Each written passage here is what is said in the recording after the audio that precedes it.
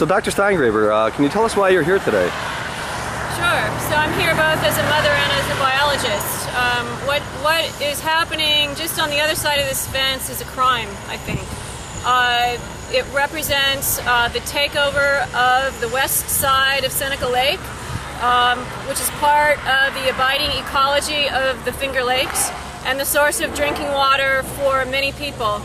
And so the mass-scale industrialization of this lake, the perforation over and over and over again through the water table and into these salt caverns, the plans to use the western slope of Seneca Lake as a massive storage depot for toxic and inherently explosive chemicals is a public health disaster for the people of the Finger Lakes.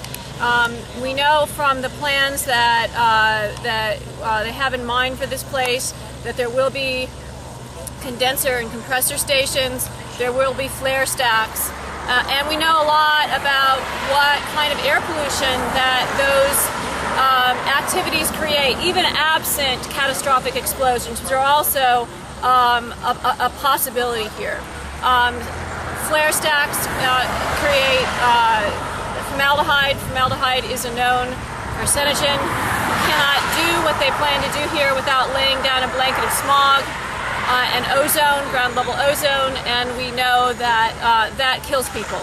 So this is a threat to life itself. As a biologist who's been studying the impacts of this kind of air pollution and these kinds of explosive chemicals for 20 years, I feel called upon to be here with people who are literally putting their bodies on the line to show my support.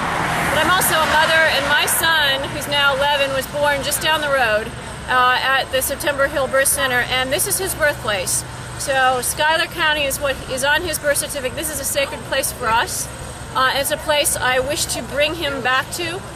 He was born in a bathtub full of water from Seneca Lake. I didn't intend for him to be in the bathtub, but that's how he was born. And that's part of the story of the origins of his existence. And all of my prenatal checkups were done right here as a pregnant woman. I lived in this environment. The air, the water, and the food that I took in from this place when I was a habitat for my unborn son became the body and the mind, the blood, the muscle, the fibers of his heart.